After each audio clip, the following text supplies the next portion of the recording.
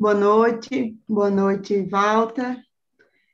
Boa noite para quem está acompanhando a gente pelo YouTube e também pelo Facebook. Vamos dar início agora a mais um programa Antivírus, que é o nosso programa semanal sobre conjuntura, e o tema dessa semana é: o Estadão prefere Mourão?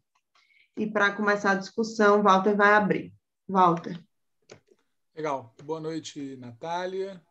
Boa noite, Lucas, que está aqui ajudando na estrutura do programa. Boa noite a quem está nos acompanhando.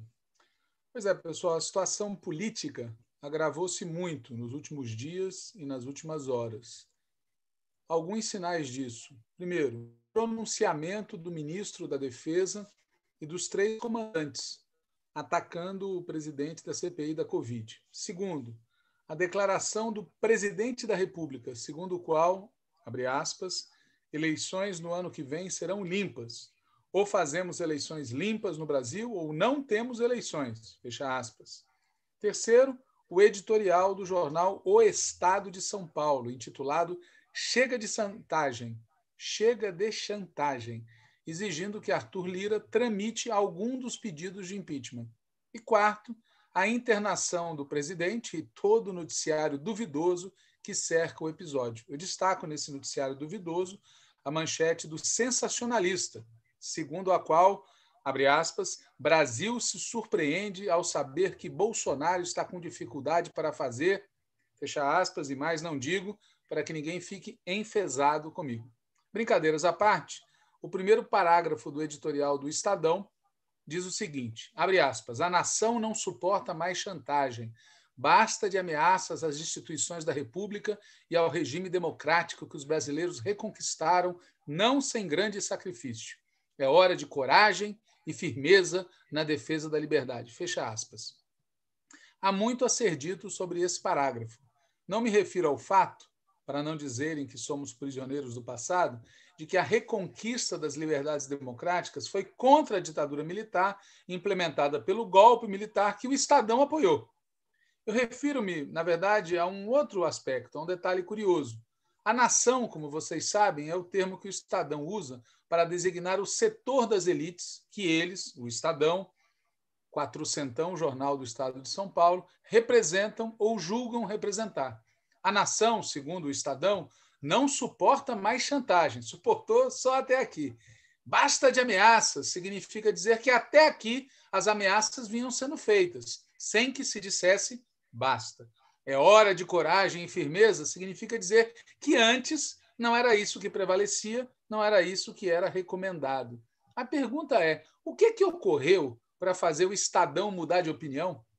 O segundo parágrafo do editorial do Estadão diz assim, abre aspas, o presidente Jair Bolsonaro não reúne mais as condições para permanecer no cargo. Acossado por sucessivos reveses morais, políticos, penais e administrativos, Bolsonaro parece ter mandado às favas os freios internos que o faziam, ao menos, fingir ser um democrata. Sua natureza liberticida falou mais alto.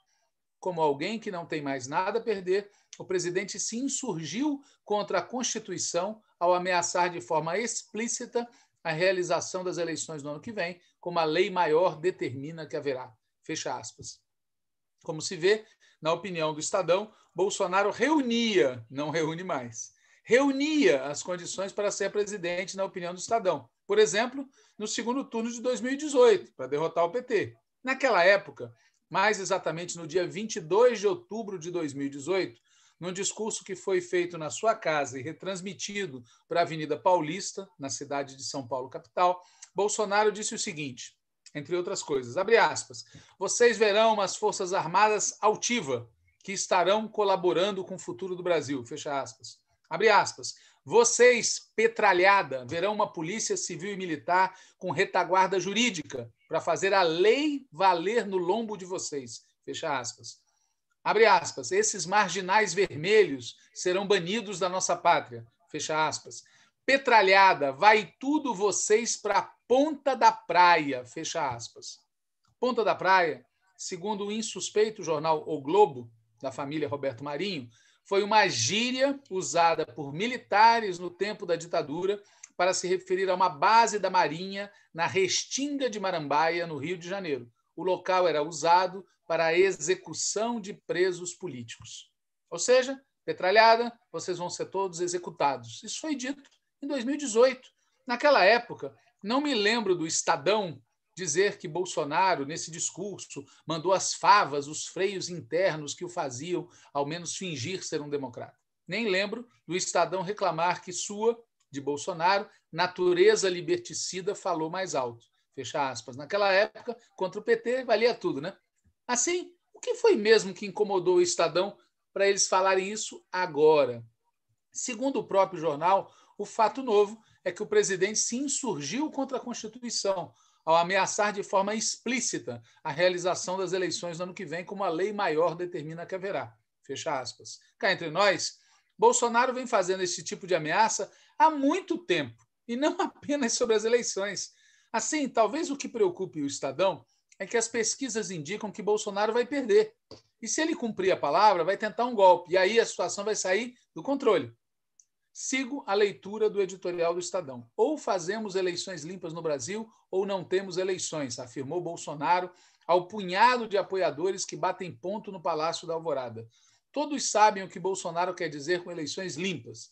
Eleições do jeito que ele quer, com resultado ao qual ele almeja. O presidente chantageia a nação como um menino mimado, diz que se não lhe derem o voto impresso, ele inflama sua horda de camisas pardas e instala a baderna. Uma pessoa com esta índole é indigna da presidência da República. Os editorialistas do Estadão, pelo visto, são feitos da mesma matéria-prima de que são feitos alguns ministros do Supremo Tribunal Federal. Esses demoraram 5 anos para lembrar que a Constituição existe. Aqueles, os editorialistas, demoraram outro tanto para se dar conta de que a índole do Bolsonaro é indigna. Seja como for, é positivo que o Estadão se some aos que defendem o impeachment. Nas palavras do editorial, a reação da sociedade a esta chantagem determinará o tipo de país que o Brasil haverá de ser daqui em diante. É absolutamente inconcebível que o chefe de Estado e de governo ameace impunemente fazer letra morta de uma cláusula pétrea da Constituição. Os brasileiros estão diante de uma disjuntiva. Ou bem se reassegura o Estado democrático de direito, consagrado pela lei maior, ou Bolsonaro segue como presidente. Fecha aspas. Mais positivo ainda é que o Estadão tenha colocado o dedo na ferida. Eu vou ler. Certamente Bolsonaro se sentiu seguro para subir o som de suas cominações após a divulgação da nota subscrita pelo ministro da Defesa, Walter Braga Neto, e pelos comandantes da Marinha, do Exército e da Aeronáutica, respectivamente, o almirante Almir Garnier Santos, o general Paulo Sérgio Nogueira de Oliveira e o brigadeiro Carlos de Almeida Batista Júnior. A pretexto de repreender um senador por suas declarações, isto, por si só, uma excrescência, os 4 deixaram no ar a ameaça de ruptura institucional, ao afirmarem que as Forças Armadas constituem fator essencial da estabilidade do país. Ora, diz o Estadão, se há instabilidade no Brasil, hoje não é por outra razão que não política, e em grande medida provocada por Bolsonaro. E numa democracia, as instabilidades políticas são resolvidas no âmbito político, isto é, civil, fecha aspas. O editorial do Estadão diz ainda o seguinte, que Braga Neto assinasse uma nota como aquela era de esperar. Afinal, não se trata mais de um militar da ativa, mas de um político demissível, pois a qualquer tempo. Espantoso foi o endosso às urdiduras do Palácio do Planalto, dado pelos comandantes das 3 forças, autoridades de Estado que são, não de governo. Deles não se esperava uma palavra sequer no que concerne aos assuntos próprios das lides políticas. Fecha aspas. Deixa-me rir, né? A julgar por toda a história pregressa, o que se esperava é exatamente o que aconteceu. Interferência militar, tutela militar, como ocorreu da parte do Vilas Boas contra o Lula. Paradoxalmente, o argumento utilizado pelas Forças Armadas para tutelar é exatamente o de que elas são instituições de Estado e, portanto, estão acima dos governos. Aliás, o Estadão mesmo lembra que o Bolsonaro é chefe de governo e chefe de Estado. Entretanto, ainda que com esses argumentos tortos, o Estadão está certo ao denunciar e condenar o pronunciamento militar e criticar também a pusilanimidade inicial do cara que, infelizmente, o nosso partido apoiou para presidente do Senado. Diz o editorial do Estadão, O presidente do Congresso, o senador Rodrigo Pacheco, do DEM de Minas Gerais, reagiu à altura das afrontas, mas não sem antes ter sido pressionado para tal. Em entrevista coletiva, Pacheco reafirmou a independência do Poder Legislativo e classificou como inimigo da nação todo aquele que pretende algum retrocesso no Estado democrático de direito. O senador ainda refutou especulações sobre as eleições de 2022 e assegurou que a realização do pleito é inegociável. O Estadão distribuiu elogios também ao Barroso. Disse assim: igualmente republicana foi a reação do ministro Luiz Roberto Barroso, presidente do TSE.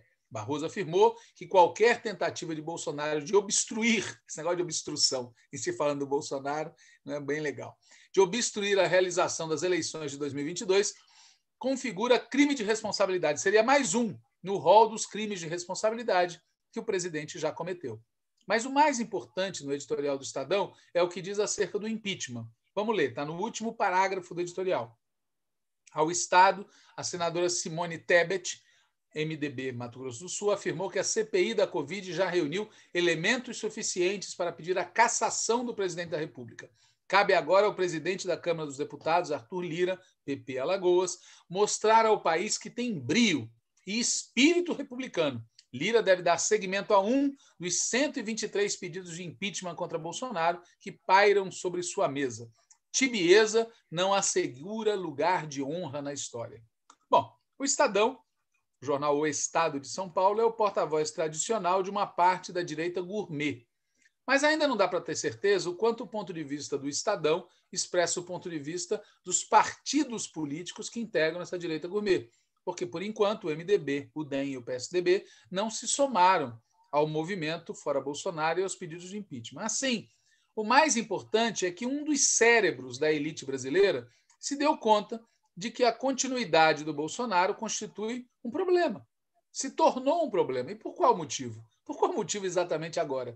Não é a pandemia, não é a desindustrialização, não é a crise social, não é o desemprego, não é nem mesmo a ameaça às liberdades democráticas, porque, como se sabe, isso vem de muito antes. E o Estadão, afinal, o motivo principal é político. A continuidade de Bolsonaro torna difícil impedir a volta do Lula.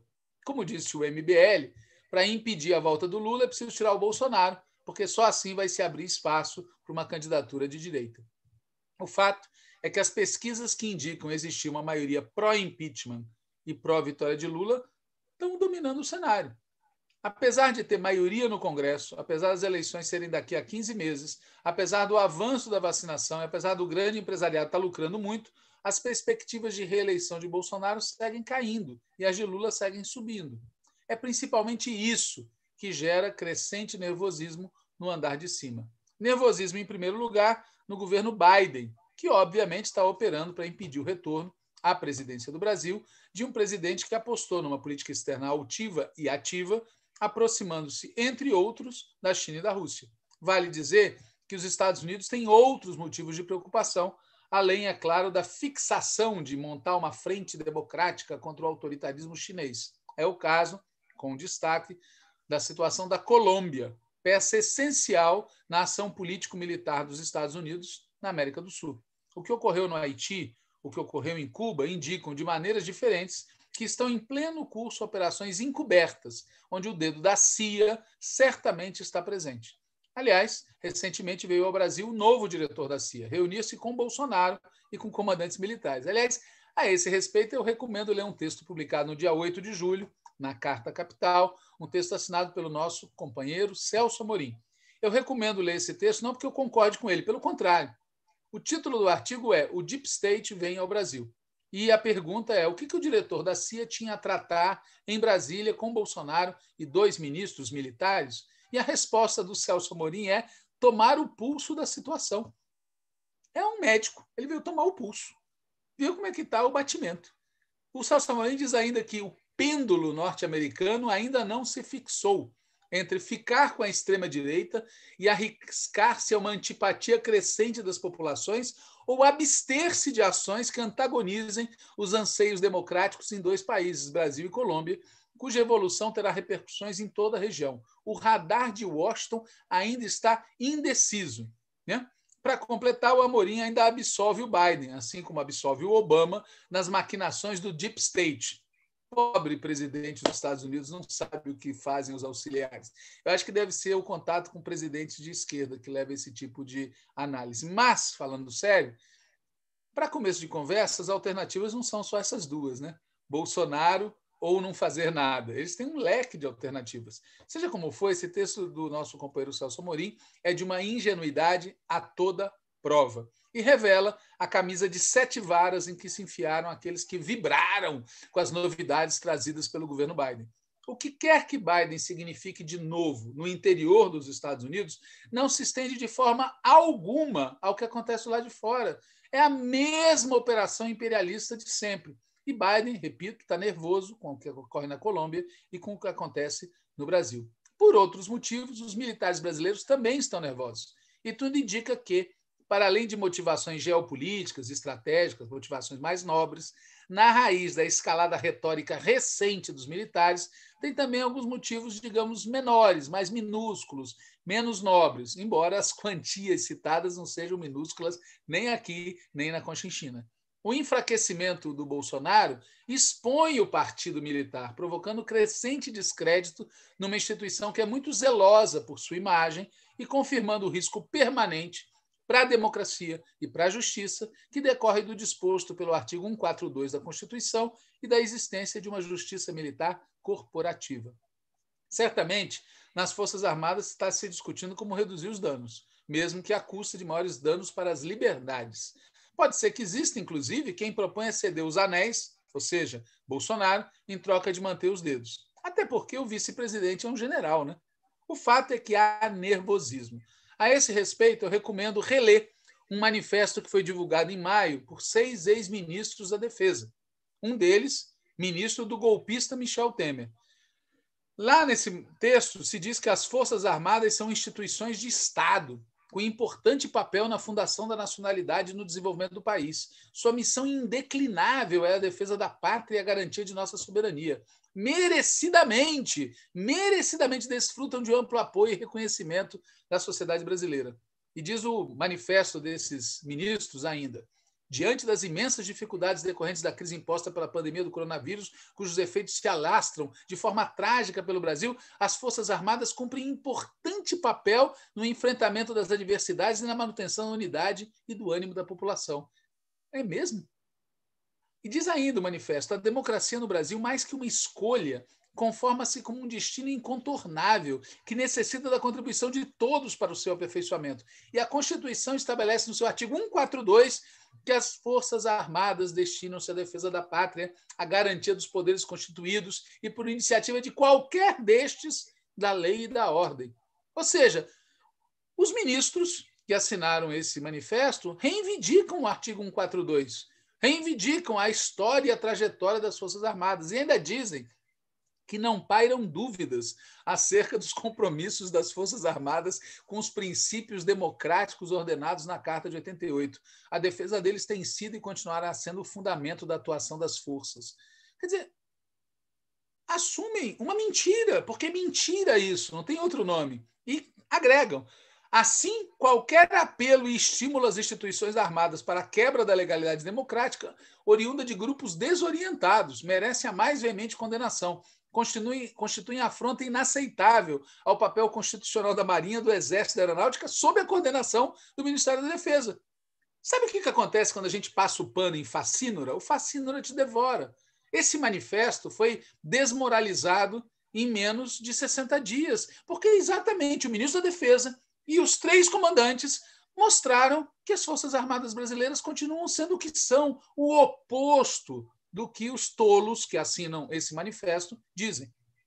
Lido agora, soa patético. E o gozado é que no dia 14 de julho, agora, saiu outro, novamente assinado pelo Aldo Rebelo, pelo Celso Amorim, pelo Jacques Wagner, pelo Nelson Jobim e pelo Raul Jungmann, aquele ministro da Defesa de um golpista, O texto, esse de 14 de julho, diz que em uma democracia a definição da política de defesa cabe ao poder político, em permanente diálogo com a sociedade e as Forças Armadas. Sacaram que linguagem estranha? Numa democracia, a definição da política de defesa e de qualquer outra cabe ao povo, é um fato de soberania popular e não cabe ao tal poder político. E vem cá, o poder político, ou seja, os políticos, eles vão dialogar com a sociedade? Eles não são eleitos por ela? E mais, o diálogo do poder político é com a sociedade e com as Forças Armadas no mesmo nível. Piorou. Esse manifesto de 14 de julho é pior do que o anterior. E diz mais, essas instituições de Estado permanentes, nacionais e regulares, organizadas com base na disciplina e na hierarquia, não se confundem com governos, pois sua razão de ser é a defesa da pátria e da soberania. Está entre nós, pessoal, o problema não é a confusão com governos, é a subordinação à soberania popular expressa no legislativo e no executivo. Eles adotam uma tese que, no fundo, é se ficar o bicho come, se correr o bicho pega, ou vice-versa, né? Se ficar o bicho pega, se correr o bicho come. Porque é o seguinte, o problema das Forças Armadas brasileiras não é não se confundir com os governos, é se subordinar à soberania popular, deixar essa postura da tutela. E aí eles fazem uma afirmação com a qual eu estou totalmente de acordo. Eles lembram o fato de que desde 2008, com a sanção da Lei Complementar 136, o Congresso tem o poder de aprovar a Política e a Estratégia Nacional de Defesa, documentos que vão ser revisados a cada 4 anos, e que a deputada Perpétua Almeida propôs uma PEC regulamentando a participação dos militares da ativa em funções de governo, separando aqueles de natureza técnica e que podem ser atribuídos a militares, daqueles que, olha que terrível, permitem o risco da politização das Forças Armadas, com consequências nocivas para essas instituições e para o país. Quer dizer, o texto assume a ideia de que política é coisa ruim e assume a ideia de que você pode escolher não fazer política. Ninguém escolhe não fazer política. As Forças Armadas ficarem nos quartéis e cuidarem da defesa nacional é uma decisão política. É a decisão boa. Mas a outra, a ditatorial, também é política. Tudo é política na vida pública.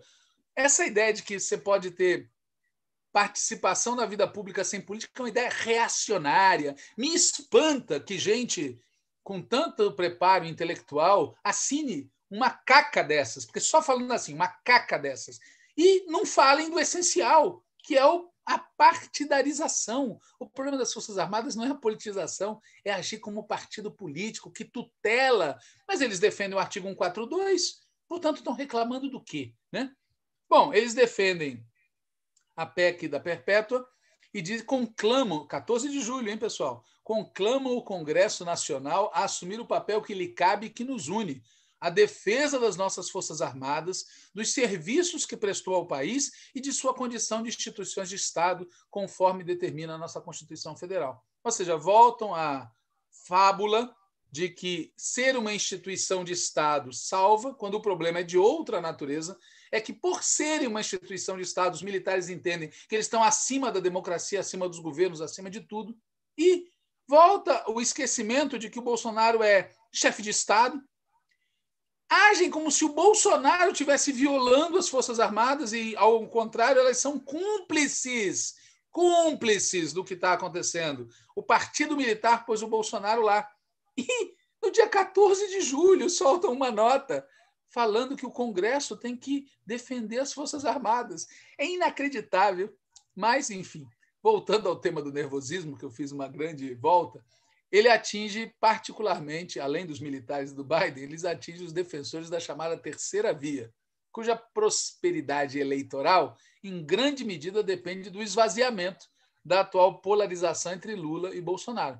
E, para enfrentar essa dificuldade, têm surgido propostas de todo tipo, entre as quais o impeachment de Bolsonaro, seguido de um governo Mourão, no curso do qual seria possível articular uma terceira via capaz de derrotar Lula, a adoção de outro sistema político, agora denominado de semipresidencialismo, lembrando a manobra feita em 61 contra o João Goulart e tentada em 93 contra o Lula, além de movimentos no sentido de enquadrar o Lula, inclusive a bizarra proposta feita pela Eliane Cantanhede dele ser candidato a vice. Aliás, um dos nomes que eu já ouvi terem sido citados para encabeçar essa chapa bizarra seria o do Nelson Jobim, outro cidadão que está presente em 11 das 10 conspirações da elite brasileira, mas que mora no coração de muita gente de esquerda.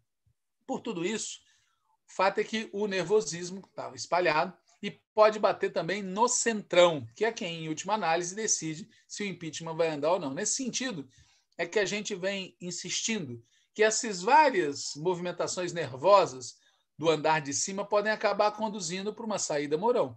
Eles podem querer tentar fazer o que eles conseguiram fazer quando o Collor se tornou insustentável. Naquela época, boa parte das forças de oposição de esquerda caíram no conto. Isolaram a corrupção do Collor, do neoliberalismo do Collor, não quiseram defender a convocação de novas eleições, consideraram Itamar como presidente legítimo, apesar dele ter sido eleito no mesmo esquema corrupto do Collor de Mello, defenderam apoiar Itamar e achavam que Itamar seria um governo de transição entre o Collor e o Lula. Gente muito boa e inteligente defendeu essa tese. Nós sabemos muito bem no que deu essa escolha, né? A direita gourmet se rearticulou durante o governo Itamar, inventou a candidatura de Fernando Henrique Cardoso com total apoio de Washington e ganharam no primeiro turno a eleição presidencial de 94. E agora, em 2021, 2022, tem gente, será, disposta a repetir esse mesmo erro? Nós não sabemos. O que nós sabemos é que a gente não deve dar asa para a cobra. Por isso, no dia 24 de julho, tem que ter mais povo na rua, tem que ter mais radicalidade, tem que defender fora Bolsonaro e fora Mourão seu governo e suas políticas, e tem que defender antecipar as eleições, que é a única saída realmente democrática para essa crise política que o país vive. Eu paro por aqui. Então, gente, boa noite de novo. Eu acho que tudo isso que Walter está falando indica uma coisa em relação à eleição de 2022, que está marcada para 2022, né? Que é o seguinte: 15 meses até a eleição é muito tempo, né? Muita coisa pode acontecer e o nível que está a temperatura aí, de acordo com o que Walter já disse agora, demonstra isso, né? Dá tempo para Bolsonaro se rearticular, né? Bastante coisa tem sido feita, ou ao menos tentada nesse sentido.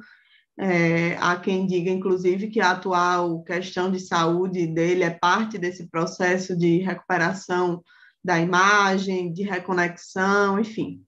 Então, bastante coisa tem sido feita para rearticular Bolsonaro para a candidatura no ano que vem, né? Há sinais de melhoria na situação econômica que já estão aparecendo, tem crescimento nos números aí do comércio, dos serviços, apesar de que o desemprego segue muito grande, né? E a precarização das relações de trabalho, a redução dos salários também permanece muito grande, ou seja, a melhoria que existe é para os de cima, né? Mas serve para criar um clima de que efetivamente algo está melhorando, né? Além disso, tudo indica que até o final do ano a população como um todo vai estar vacinada contra a Covid, ou seja, a tendência é entrar em 2022 sem esse clima ruim, digamos assim, provocado pelos quase dois anos de pandemia, né? E mais, o ambiente pode ser até de certa euforia, né, de ânimo com o que deve ser vendido, especialmente a partir do fim do ano, como o retorno da vida normal. É um exemplo cotidiano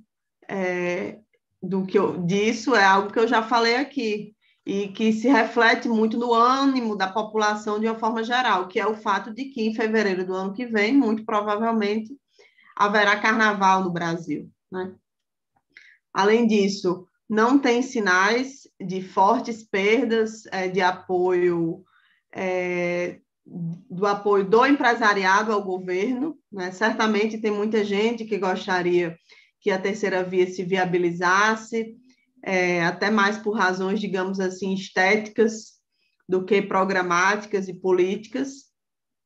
Tem divergências dos empresários com o governo acerca da proposta de reforma tributária, né, especialmente a questão da taxação de dividendos e a questão do imposto de renda, mas, no fim das contas, o programa que está sendo aplicado pelo governo é o programa ultraliberal, né, com desvios pontuais aqui e ali, especialmente decorrentes da pandemia, né, o auxílio emergencial, por exemplo, e para o grande empresariado é isso que importa, né? Alinhamento programático de uma forma geral. E sobre essa questão da reforma tributária, por exemplo, os empresários já conseguiram a promessa de Guedes, né, de que as alíquotas e outras medidas que afetam a tributação sobre as pessoas jurídicas vão ser revistas, enfim, retiradas da proposta de reforma tributária. Então, mesmo nessas situações de conflito, como é o caso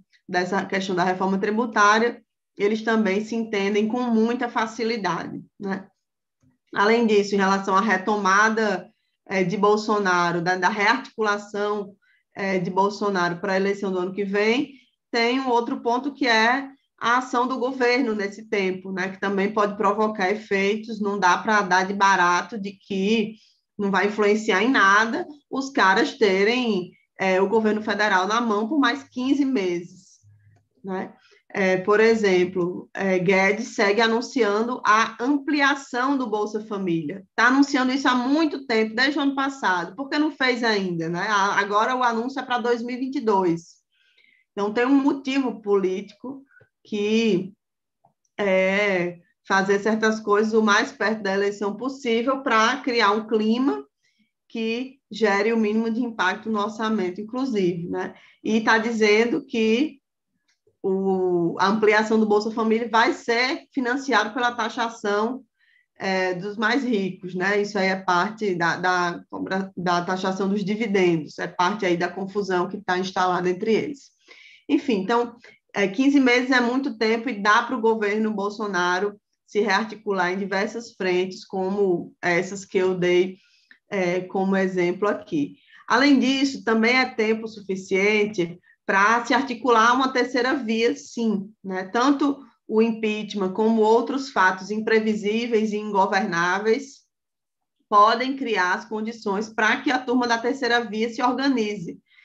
E para quem acha que isso é impossível, basta lembrar como era a possibilidade de Bolsonaro ganhar em julho de 2017, mais ou menos faltando o mesmo tempo que está faltando agora para as próximas eleições, na eleição anterior. Eu pesquisei uma pesquisa eleitoral, né, de intenção de voto do Datafolha de junho de 2017. Bolsonaro já estava na casa dos 15%, isso é um fato, precisa ser reconhecido, e muita gente entre nós dizia que era impossível ele vencer a eleição, né? E uma coisa interessante, eu não me lembrava disso, é que Marina Silva, nessa pesquisa que eu vi de junho de 2017, aparecia empatada com ele em todos os cenários. No cenário com Alckmin candidato, no cenário com Dória candidato, no cenário com Ciro candidato, sem Ciro Gomes candidato, enfim. E Lula aparecia disparado na frente, né? Bolsonaro tinha 15%, mas Lula tinha mais de 30%. E o que aconteceu a gente já sabe. Tiraram o Lula da disputa, Bolsonaro ficou em primeiro lugar no primeiro turno, né? Foi para o segundo turno com Haddad. Em terceiro lugar ficou Ciro Gomes, o PSDB com Alckmin ficou em quarto, e Marina Silva, que estava empatada com Bolsonaro em todas as pesquisas 15 meses antes da eleição, teve 1% dos votos. Então, esse é só um exemplo, né, das razões porque a gente não pode se ancorar completamente nessas pesquisas e nem subestimar as possibilidades de reviravolta, né? Muito menos trabalhar como se já tivesse tudo ganho. Tem gente que está nessa vibe, né? Como se agora a gente já tivesse ganhado a eleição, a posse tivesse garantida, e o que importa agora é pensar na governabilidade congressual, né? Através de negociações com o parlamento, por aí vai. Então, acho que esse não é o caminho para esse momento. 15 meses também é muito tempo, porque a gente não pode descartar a possibilidade de que tem tempo suficiente para Lula bater no teto e começar a cair um pouco, né? Pelos mesmos motivos que existe tempo para uma terceira via se viabilizar, existe tempo para Bolsonaro recuperar o apoio perdido, tem tempo para nos desgastar perante o povo. E pior, tem tempo para algum tipo de maldade, né? Que não seria novidade, e foi o que eles fizeram em 2018. Então, desde atentados contra a vida até operações jurídicas, militares, operações na luta social, tudo pode acontecer, né? Seja contra Lula, seja contra o PT, e a gente precisa tomar todas as medidas para enfrentar essa possibilidade, né? Além disso, outro fator que pode se movimentar bastante aí nesses 15 meses é que é bastante tempo para nos cercarem nos estados, né, que é onde eles têm mais chances.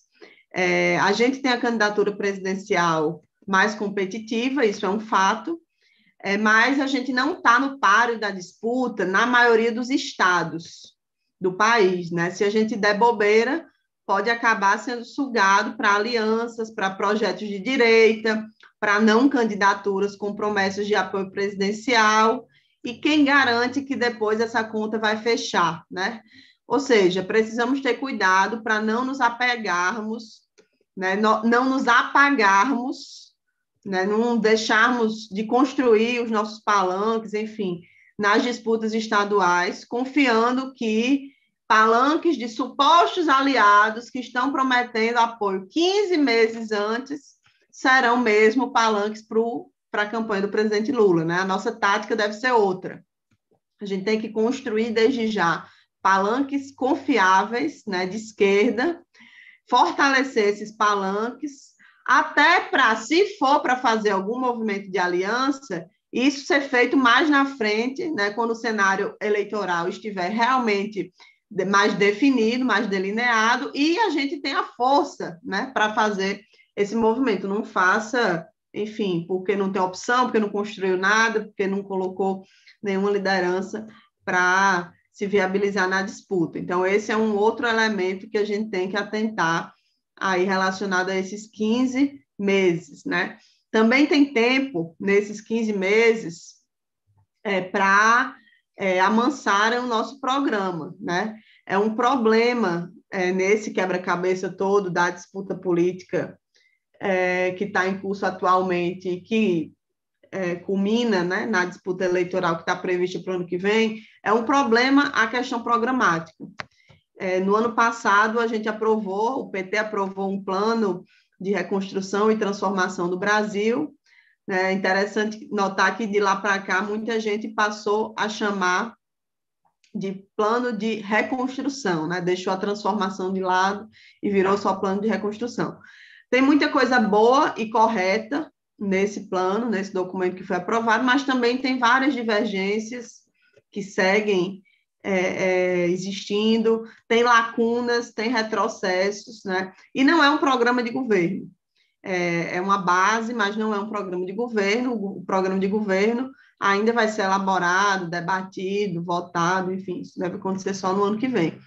E nos últimos meses, com o retorno de Lula para a disputa, a partir da recuperação dos seus direitos políticos, está visível, todo mundo está acompanhando, né, pela imprensa, enfim, que há uma movimentação dele de conversar com muita gente, né, muita gente de centro e de direita, especialmente.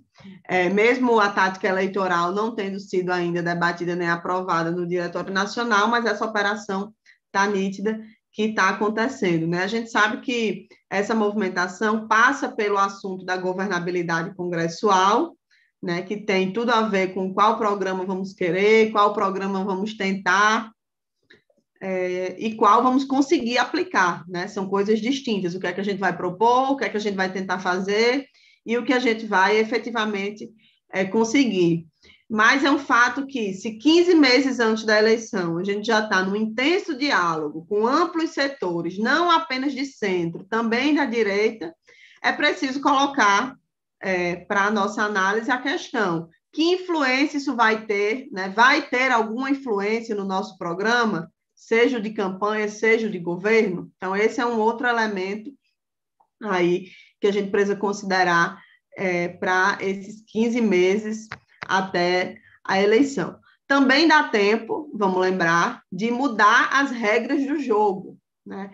Tem uma reforma eleitoral que está em debate no parlamento. Em agosto, quando tiver o retorno do recesso parlamentar, isso deve ser colocado para discussão oficialmente e ser votado tem até o início de outubro, enfim, final de setembro, início de outubro, um ano antes da data do primeiro turno, para mudar as regras. Então, tem tempo, tem pelo menos 2 meses,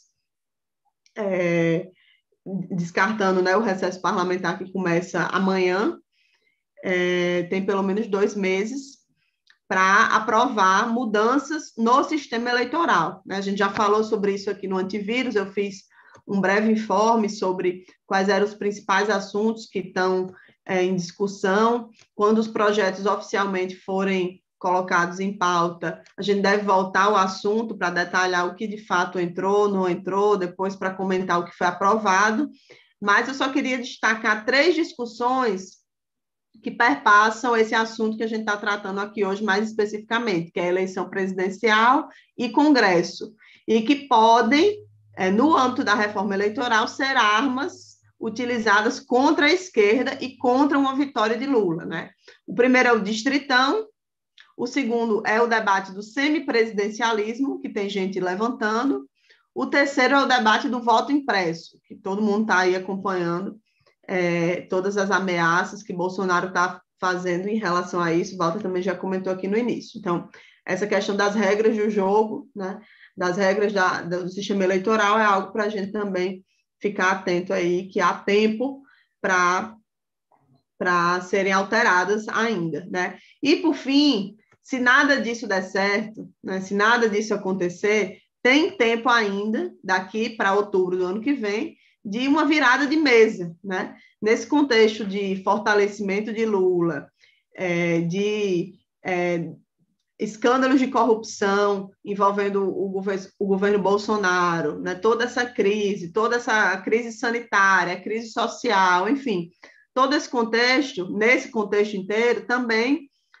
crescem as especulações para uma saída de ruptura institucional mesmo, né? A ruptura, especulações por parte de facções do governo, numa tentativa de, digamos assim, uma saída miliciana para a situação política que está hoje e, obviamente, para a possibilidade de derrota eleitoral. Então, esse também não é algo que a gente pode descartar, né? Que se caminhem para alternativas golpistas, seja de que tipo forem, né? Walter já comentou sobre a escalada aí que aconteceu nas declarações dos comandantes, né? Isso está nesse terreno aí, eles preparam o terreno para, se nada der certo,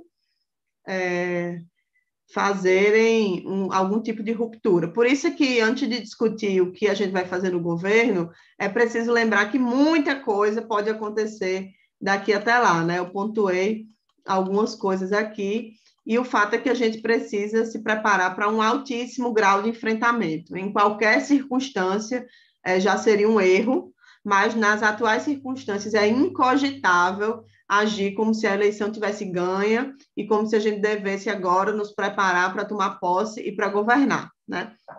Até porque, principalmente isso, tomar posse e governar, deve, em boa medida, depender justamente do grau de mobilização, de luta, de radicalidade programática que a gente conseguir colocar na disputa contra o bolsonarismo aqui e agora. Então, enfim, é isso. 15 meses é tempo demais, muita coisa pode acontecer e a gente não pode dar de barato que nenhuma derrota do lado de lá está dada e que nenhuma vitória do lado de cá está dada. Legal. Eu queria, nessa parte final aqui do nosso antivírus de hoje, compartilhar com vocês trechos de um texto que eu recebi hoje, enviado por um companheiro nosso chamado Roberto Regalado, que é um comunista cubano que está em Havana nesse momento. Diz ele: ampla repercussão teve e seguirão tendo as denúncias do macroataque cibernético contra Cuba, realizado desde os Estados Unidos e com fundos dos contribuintes daquela nação, a partir de 15 de junho de 2021, catalisador dos inusuais brotos de protestas violentas em diversas partes do território nacional, ocorridas no domingo, 11 de julho, e nos dias subsequentes. Aí ele fala que esse é um grão de areia que a administração do Joe Biden coloca no endurecimento sem precedentes das agressões contra o povo cubano, agressão que foi herdada do governo Donald Trump e dos governos anteriores. O Regalado diz ainda o seguinte: não há espaço nem lugar para dúvida ou confusão alguma. A Revolução Cubana deve ser apoiada com toda firmeza. Para os governos, os movimentos populares e as forças políticas de esquerda e progressistas da América Latina e do Caribe, defender Cuba é defender a si mesmos, uma vez que, enquanto que para Cuba defender esses governos, movimentos e forças políticas também é defender a si mesma. Por sua história, por sua obra nacional e por sua atuação internacionalista, Cuba merece ser apoiada e defendida. A esse mérito e a esse direito, bem ganhos, se soma a realidade contundente e incontrovertida que apoiar e defender o socialismo cubano é a premissa essencial para poder refundá-lo. Como refundar um projeto emancipador que se deixou morrer quando se podia salvar? Como refundar o projeto histórico da Revolução de Outubro de 1917, depois que a empequeneceram e a deixaram morrer? A todas e a todos os internacionalistas irmãos, lhes peço seu apoio irrestrito à nova direção do Partido Comunista de Cuba e do governo revolucionário cubano. Diz o Regalado o seguinte: é um trabalho titânico ser continuidade da geração fundacional que conduziu à edificação socialista através do primeiro grande período histórico da Revolução Cubana. É titânico assumir semelhante responsabilidade, com o agravante de ter enfrentado desde o início um desastre de aviação, logo um tornado na cidade de Havana, também os embates dos furacões, a tudo que se somou o recrudescimento sem precedentes do bloqueio decretado por Donald Trump, o chicote da Covid-19 e, para completar tudo isso, esse ataque do imperialismo norte-americano à sociedade cubana, que registra um maior descontento utilizável para a desestabilização. O texto é bem maior, quem tiver interesse, ele está disponível em espanhol e vai estar também disponível em português no site www.pagina13, né? E um comentário adicional. Os que acham que não existe socialismo em Cuba, os que acham que lá está havendo uma restauração do capitalismo, os que discordam do regime político existente em Cuba, se não forem pelos motivos da defesa do socialismo, lembrem que o que está em jogo é algo mais simples. É a soberania cubana. Quem quiser processos puros e perfeitos, desista da militância política e dedique-se à literatura. A situação em Cuba está difícil, vai ficar ainda mais difícil. Erros foram cometidos e erros voltarão a ser cometidos, mas não se pode permitir que o imperialismo ponha a pata em Cuba. Pura e simplesmente isso. Por isso nós nos somamos àqueles que dizem viva Cuba livre e, óbvio, não podemos deixar de terminar esse programa sem falar fora Bolsonaro e também fora Mourão, que, como a gente disse no nosso card, pode se tornar uma alternativa não apenas para o Estadão Jornal, que pede impeachment e, portanto, a posse do vice, mas para o Estadão Deep State brasileiro e estadunidense. Por isso, dia 24, fora Bolsonaro, fora Mourão, fora seu governo e suas políticas, antecipação das eleições presidenciais. É isso. Boa noite a todos, boa noite a todas. Boa noite, até a próxima quinta.